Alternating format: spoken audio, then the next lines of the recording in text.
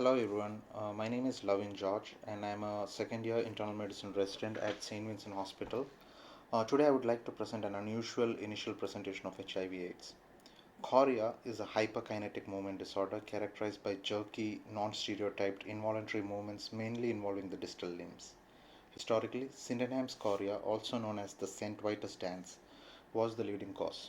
Currently, Huntington's disease is by far the most common cause. The output of the motor cortex is modulated by excitatory signals from the thalamocortical neurons, which are in turn controlled by inputs from the basal ganglia. Depending on the location of the lesion within the basal ganglia, HIV/AIDS can cause both hypokinetic and hyperkinetic movement disorders. For example, involvement of the caudate nucleus could lead to a Huntington-like presentation, while substantia nigra lesions may present with Parkinson-like features. It is estimated that 3% of patients with HIV/AIDS will suffer from a movement disorder during the course of illness. Our patient is a 42-year-old gentleman with no significant past medical history, presenting with 1 week history of chorea involving left upper and lower extremities. He is a Brazilian immigrant but has not traveled out of USA for the past 10 years. He is a landscaper by profession and has no family history of any movement disorders. He uses no recreational drugs. Physical examination was unremarkable except for chorea, and basic lab work was negative.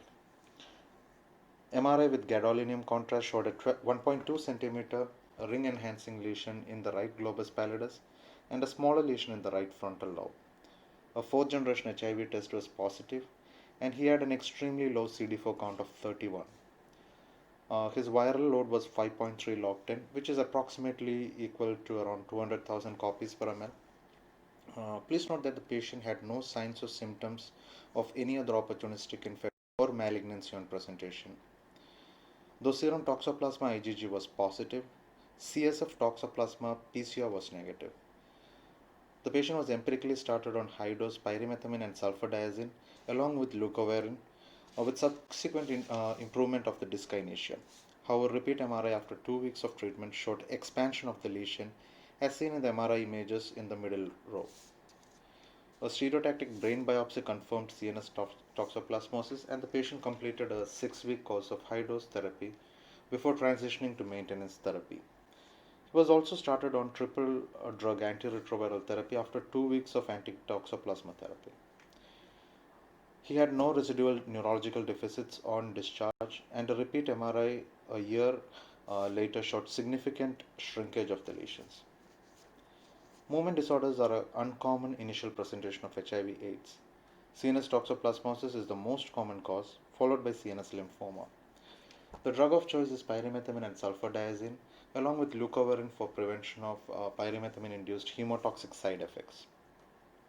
Parenteral TMP-SMX can be used in severely ill encephalopathic patients who cannot take oral medications, and clindamycin can be substituted for sulfadiazine in patients with sulfa allergies. It is imperative to repeat neuroimaging 2 weeks after starting therapy to check for improvement. If there is an increase in size of the lesion, as seen in our case, an alternative diagnosis should be considered. A positive CSF PCR for toxoplasma help in confirming the diagnosis. However, a negative result doesn't rule that out. And a brain biopsy will provide a definitive diagnosis as demonstrated by our case. Hope you enjoyed the case. Thank you.